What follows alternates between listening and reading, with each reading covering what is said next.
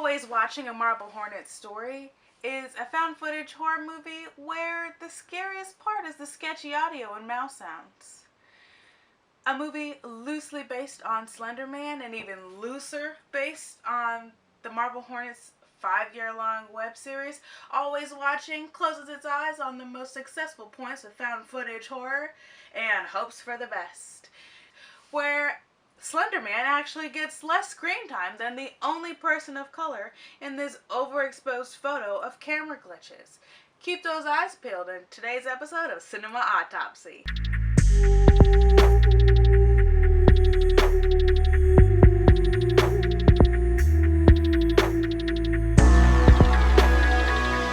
It's a 91-minute movie that was released in 2015, directed by James Moran.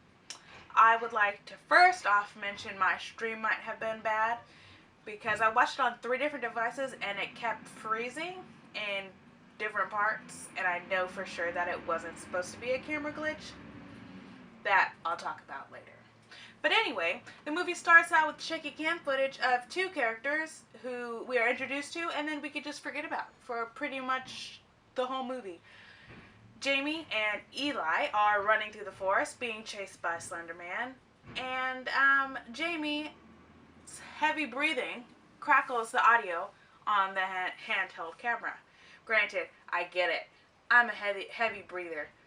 But I would try and direct my heavy breath away from the camera. It is very brief, but it was right away noticeable to me. This isn't the only part where the audio is kind of a little iffy, but we'll talk about those later. So Jamie and Eli are running to their car. Jamie's the only one that makes it, so she gets in the car and she's screaming for Eli. Eli comes, bashes his head into the side of the window, and takes her and kills her. And then we are thrown into a New Year's Eve party, and we meet Milo, our creepy camera guy.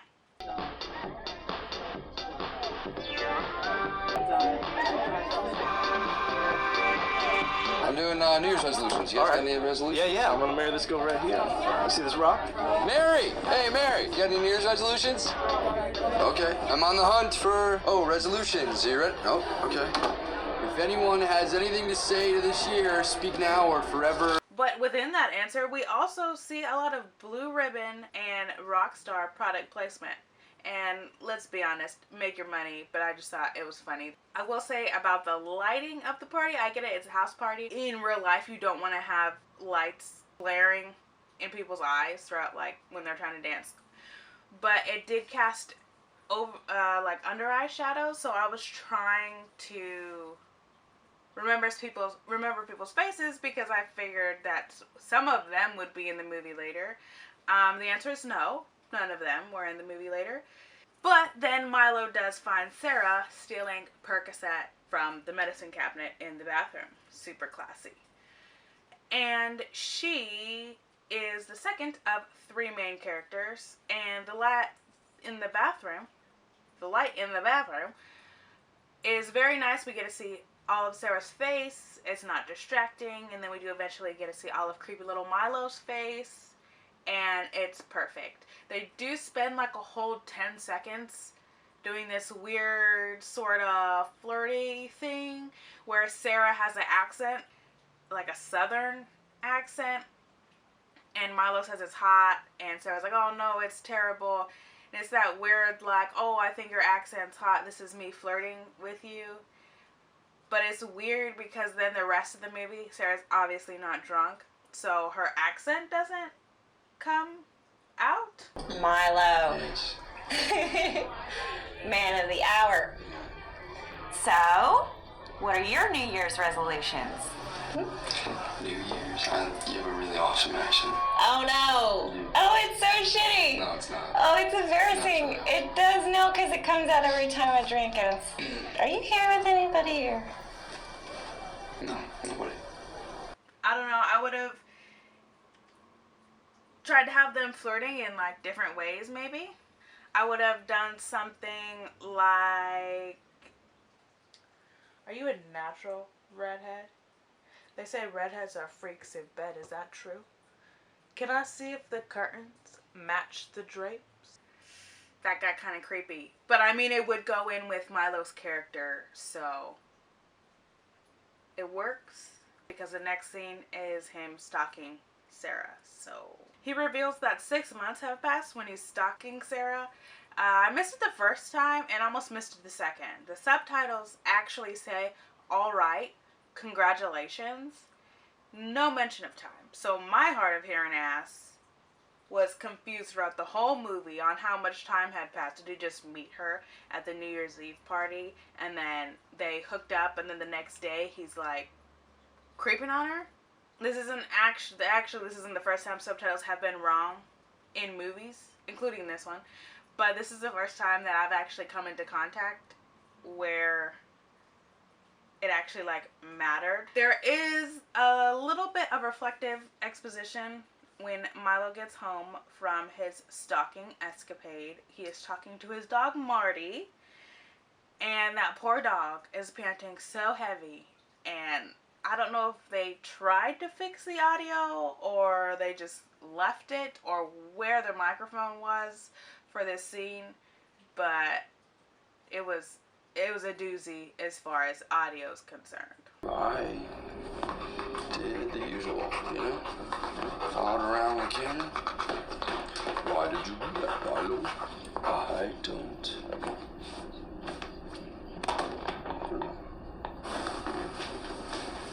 The way they framed this scene where Milo was like off to the side talking to Marty and the window was almost more the centerpiece. I was expecting it to be something sort of like the Invisible Man-esque, like, oh, our scary person's gonna like show up when our main character moves or whatever. And they did kind of do it, but I kind of almost lost interest because of the, like, it kind of like took so long. I would have, I don't know, had him pick up the camera and be like, oh, I left it still on. And then Marty like barks when he turns his head. It'll be like behind him, and then he comes back and then like turns the camera off, something like that. I understand they're trying to build up anticipation, but I was just kind of bored with it instead of the whole anticipation building. After we get that nice little scene of Mr. stalking Milo, we end up, I assume the next day, at a retirement office party where Milo is once again filming. He's trying to get, what are they called? I don't know, where you film it. You film it for a person who's going to get the video. They do it at weddings. I don't know. You get it. He's trying to do that, I guess, but nobody wants to do it. Again, I guess they're all just fed up with Milo. But then he finds Sarah and is like, hey, did you hear about this guy who's taking Frank's place, which is the guy who's retiring, and saying like he's like some Ivy League douchebag, whatever, whatever, and Sarah's trying to get him to shut up because the actual guy he's talking about is behind Sarah. So, you know, it's a very old comedic technique, but it makes me laugh anyway, because then Charlie, who's the guy he was talking about, introduces himself as Ivy League douchebag. So in respect for Charlie, I will be referencing him as Ivy League douchebag for the rest of this video, just so you guys know. Ivy League douchebag, nice to meet you. But they filmed, I understand Milo probably had the camera like this, something like this, but they filmed it, and this whole conversation between him and Sarah, we just see her boobies. That's like focal point. So I would have been kind of like, Milo, I'm gonna need your eyes and that camera lens up here, not down here. Put them up here, please. What are you doing? Milo instantly doesn't like Ivy League douchebag. Well, to be fair, he is a bit of a jerk, but we don't find that out until later. He and Sarah in the next scene are driving to a location that's never really mentioned specifically, but it must be far because Milo's bitching about how far it is, you know, like he's wont to do. this whole movie. Anyway, Sarah is interviewing this black gentleman, the only person of color, to spice up this very bland casting. Well, Sarah's a redhead, so I guess they tried. The guy's name is Leonard, and he is either an employee or the owner of a foreclosure cleanup business. So he goes in and cleans up foreclosed houses after people leave. So he's taking him through, showing him the ropes and all of that good stuff. The Scooby Gang is following the cleanup guy through the process, and the last house proves to be peculiar. Everything in the house is still there, as if the family is still living in it. So Milo goes down to the basement and finds some sort of black substance that looks to be in the shape of feet prints coming from this brick or cement wall, either or, this very sturdy wall in the basement. And we're not told what that is. Ivy League and Milo are down in the basement, and they find DV tapes and take them from the house with Leonard's permission. But if you're curious about the black stuff, you're going to be, because it's never explained or mentioned ever again. I feel like Douchebag has some backhanded lines. I don't know if he's supposed to be this rude, but he is.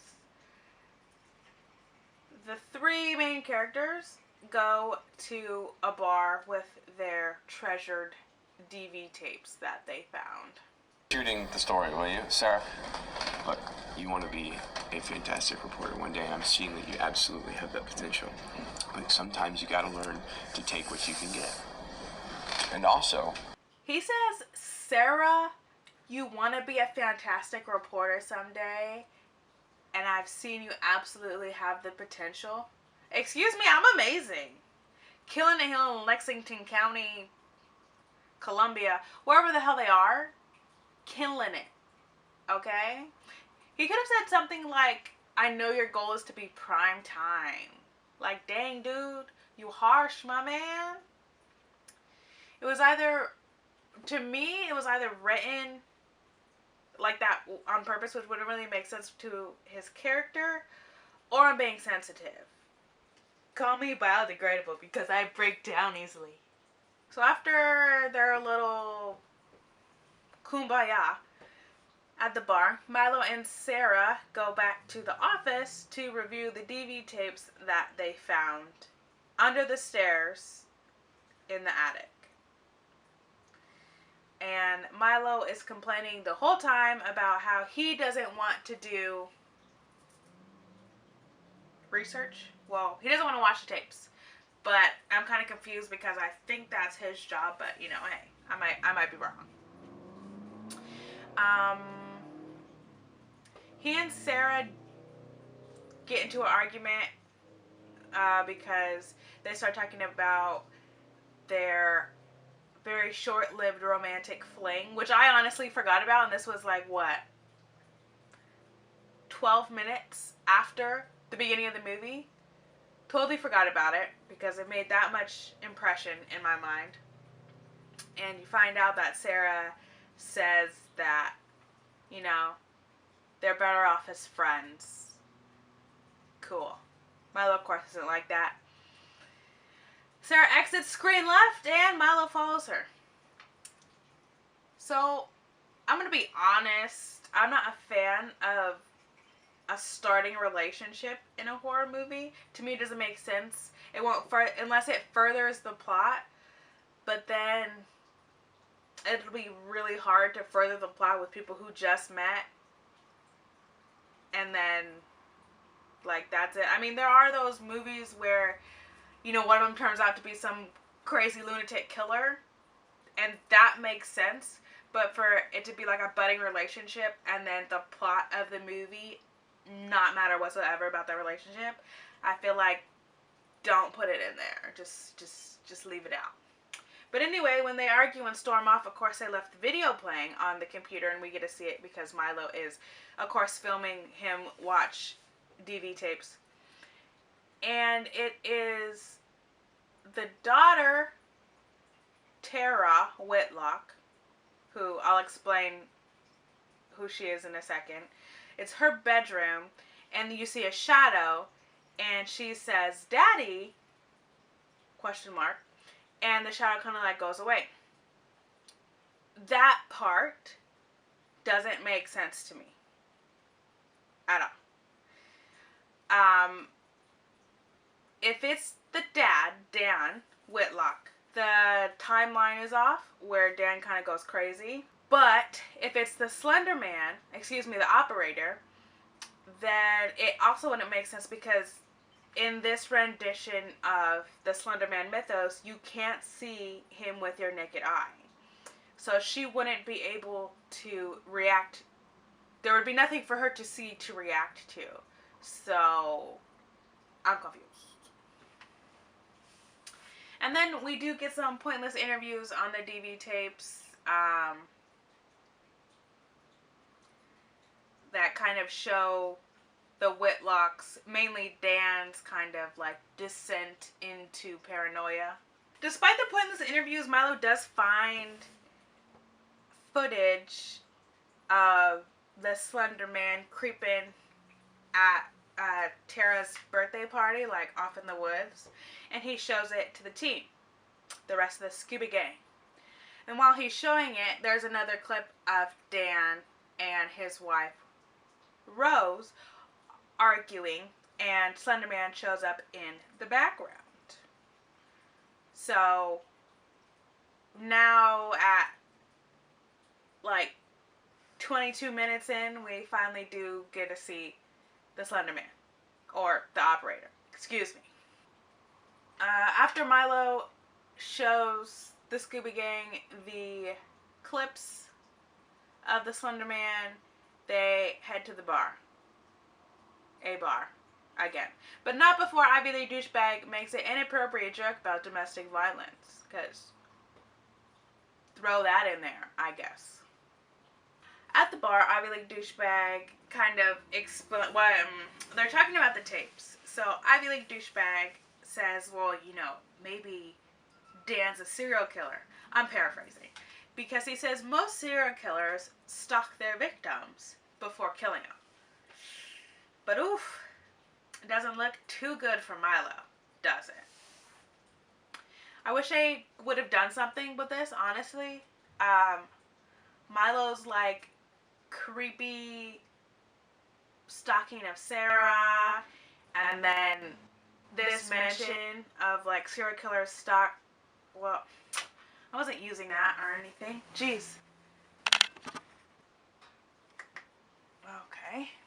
They kind of like tried to tie them together, and then they never used it as like any sort of red herring later on, which I would have appreciated, but it's okay. I didn't film the movie, didn't produce anything with the movie besides watch it, so they didn't ask me. Crossed. Yeah. So, I don't know. I mean, I guess if this guy's not that imaginative, he could always just switch that to an X. This guy, It's a similar symbol. is a serial killer. He could really? be. I don't know if we found a bunch of meat cleavers and blood in the kitchen. The thing is, like, the one trait most serial killers have is they stalk somebody for a while, and then they choose them, And then the scene after the bar, they are in their car. The Scooby Gang's boss tells them to get off the Whitlock case because there is no case. Ivy League Douchebag is angry about it. And this is another part where the audio is a little weird because you see Sarah, and she's very enthusiastically saying yeah a few times. But Milo is filming, so his voice should be the loudest. But there's a point at which Ivy League Douchebag's voice is the same volume as Milo's, but Milo's in the back, Sarah's in the front passenger, and Ivy League Douchebag is driving. I guess it really doesn't matter, like, who says what. It's just, in my head, I like to be like, oh, he said this. He said that. She said this. So it's a little all over the place. They might have, done the audio post, or it was just weird, or I'm just hearing things. Any and all of the above, actually. It all could be everything. And Milo ends up going back to the Whitlock house, and I guess does a B&E. We're just gonna glaze over that fact, or they gave him the keys, which I'm pretty sure is illegal, but whatever. He's going to look for more tapes because at this point he believes Slender Man is now stalking him. You don't like it, do you? Maybe stop creeping on the woman who agreed to be your friend to help with your fragile ego. He goes back home and sets up a very elaborate surveillance situation, but he falls asleep and the operator branded his trapezius. I don't know why I said it like that. Milo acts like it hurts, kind of, but it looks like a scar to me. Maybe they could have, I don't know, put some red around it, made the skin more red, put some blood or something. Who knows?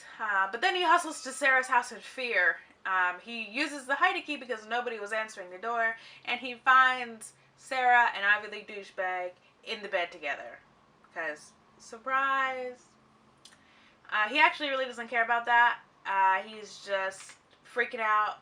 Sarah's trying to get him to calm down, and Ivy League douchebag goes all alpha male and kind of throws Milo out of the house when no one is listening to him. So then he goes back in his van, and meanwhile is filming all this, and is like crying, and then next scene is him in the grocery store. For about 25 heart attacks and 27 panic attacks worth of energy drinks and energy pills.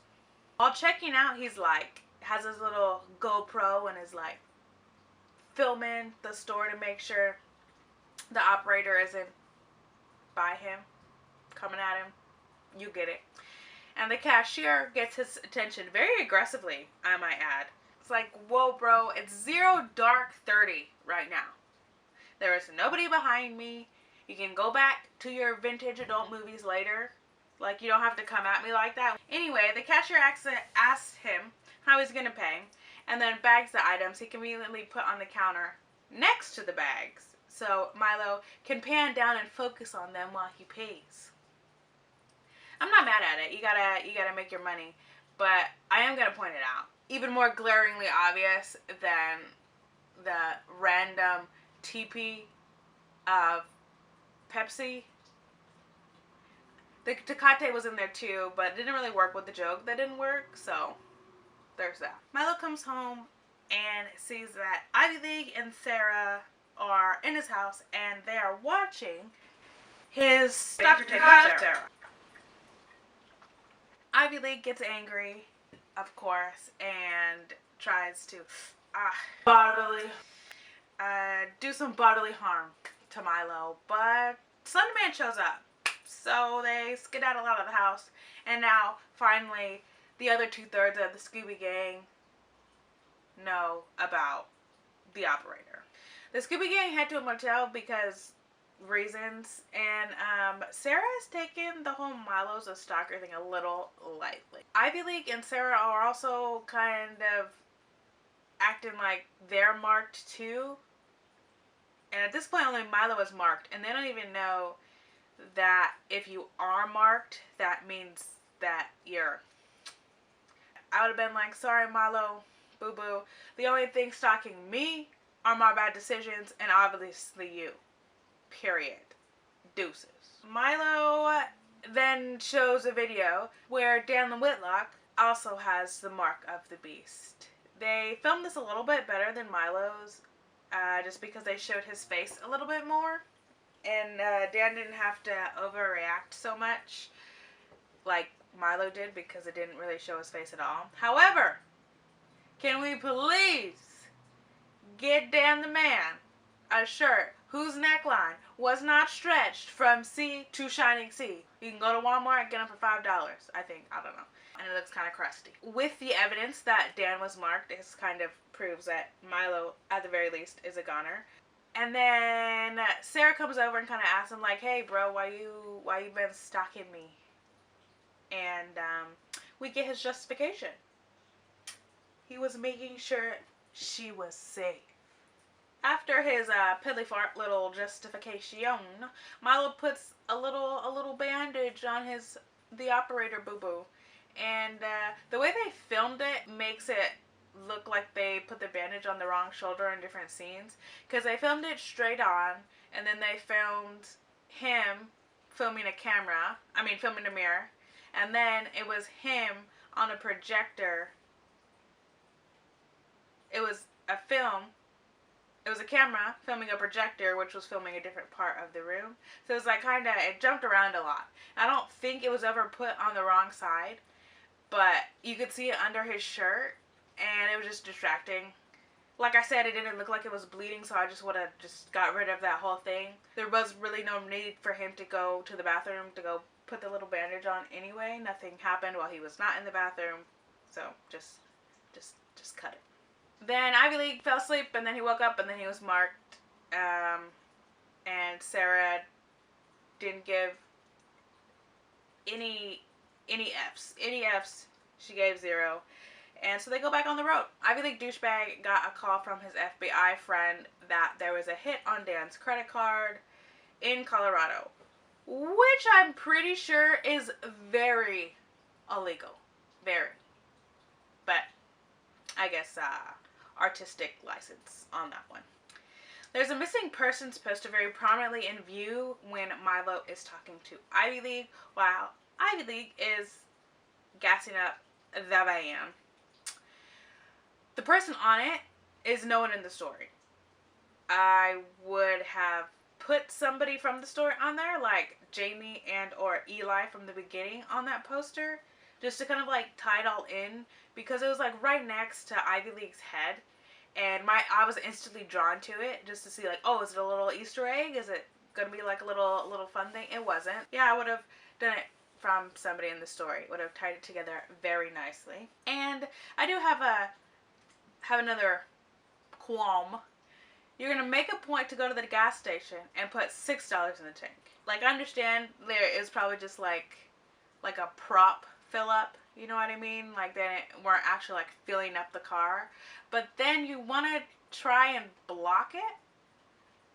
I don't know, have Milo shift his weight so then the camera isn't glaringly like right where the price is on how much they paid. Because my eye was drawn to it. I was like, $6? Really? That's it? While the boys were being boys and filling up the van, Sarah was inside getting snackies.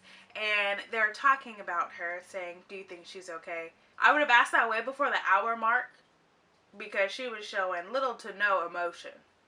And little serial killery, Sarah. Little bit. One of them asked, either Milo or Ivy League, are you okay? And she completely ignores them. And that's it. They drive off. Good talk, gentlemen. Glad we cleared that up. During the trip to Colorado, Milo gets grabbed up by the Slender Man.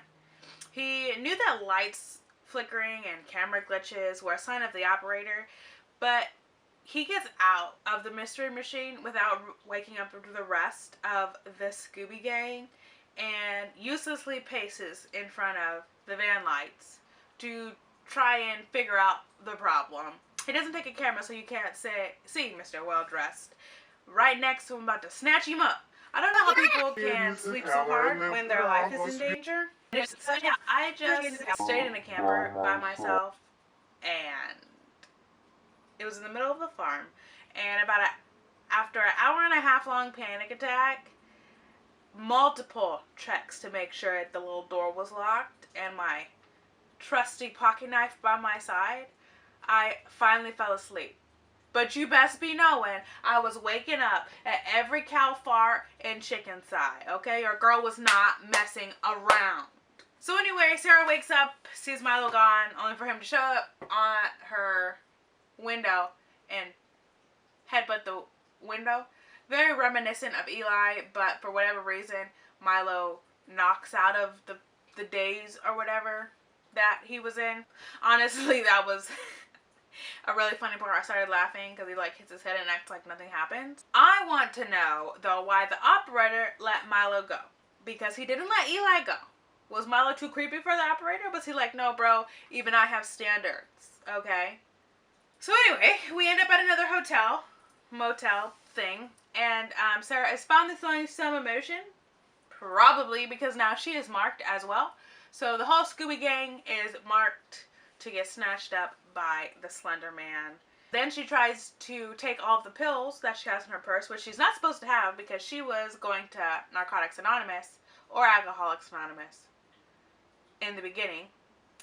So she wasn't supposed to have them. She tries to take them. Milo stops her, flushes those pills, and then starts going through her bag to get the other ones.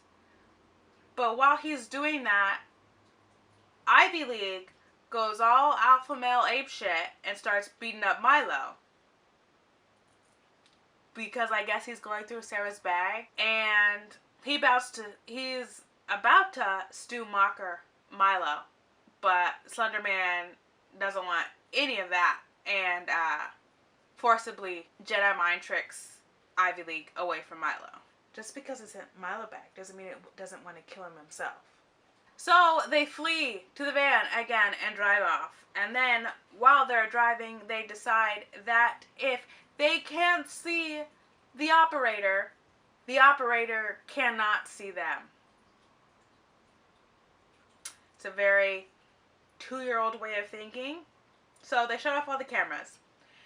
They wake up and the operator killed Marty. Marty is the dog. And yes, they've had the dog the whole time throughout this whole movie. I have a concern though.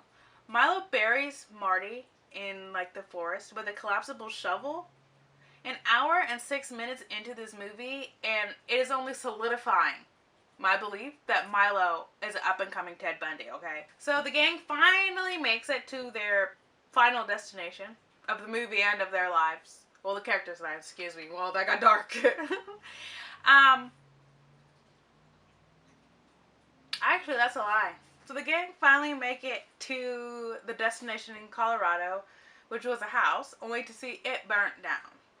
Ivy League douchebag storms off into the woods and sees a line of antenna going from a tree to this little trap door. He opens the hatch, and I will not lie, I 100% expected him to get shot, but he didn't.